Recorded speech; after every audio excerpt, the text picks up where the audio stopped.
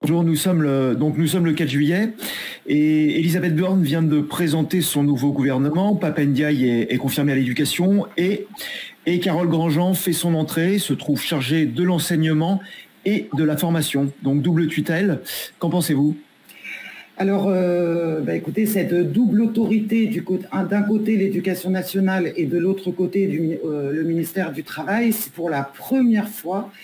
C'est un signe très grave puisque la voie professionnelle va être transférée en partie au ministère du Travail. Pour la première fois, la voie professionnelle, ses personnels et ses élèves ne feront plus partie du ministère de l'Éducation nationale plein et entier. Donc pour nous, c'est une ligne rouge qui est franchie. C'est un signe assez dramatique qu'on donne aux jeunes que nous scolarisons, mais aussi au PLP. Et c'est un signe aussi qu'on a peut-être changé de tête au ministère, mais on voit bien que les politiques initiées par l'ancien ministre Blanquer se poursuivent. Quelles conséquences concrètement pour les élèves déjà dans un premier temps ? Alors pour les élèves, comme vous le savez, nous scolarisons des élèves majoritairement issus des classes populaires. En fait, en les transférant en partie au ministère du Travail, on assigne leur parcours professionnel uniquement aux besoins économiques locaux. En réalité, on répond aux exigences du patronat, on répond aux entreprises qui revendiquent du personnel parce qu'elles sont en pénurie d'emploi, parce que les adultes désertent certains secteurs d'activité, je pense à l'hôtellerie-restauration, mais d'autres, la coiffure aussi, la carrosserie, parce que les conditions de travail et les conditions salariales sont intenables. Pour répondre à ce problème majeur, il y a plein de solutions, mais la solution décidée par ce gouvernement, c'est d'instrumentaliser les parcours des jeunes dès 16 ans, majoritairement issus des milieux les plus défavorisés, vers ces métiers, comme je le disais, désertés pour des raisons économiques. Et quelles conséquences également pour les enseignants ?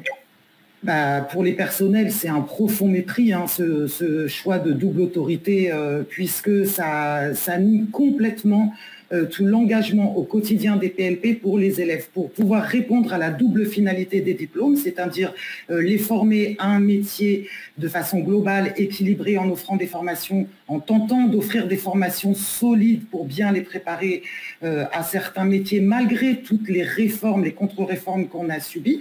Et les PLP continuent donc sur cet objectif et en même temps continuent d'essayer d'élever le niveau de qualification avec des poursuites d'études réussies pour nos élèves. Donc là, c'est vraiment un déni total de l'investissement global des PLP vis-à-vis de leurs élèves, puisque à terme, si le transfert se poursuit et devient effectif dans quelques années, les professeurs de lycée pro qui bénéficient encore d'un statut pour le moment devront certainement choisir d'aller enseigner dans une autre voie du lycée, comme l'a permis le décret récemment sorti de la DGRH.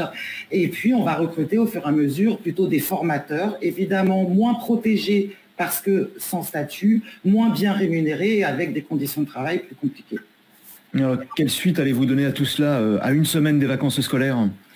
Oui, alors on est en vacances à peu près dans une semaine, mais l'heure est grave. Les attaques sont inédites, cette fois encore dans la voie professionnelle.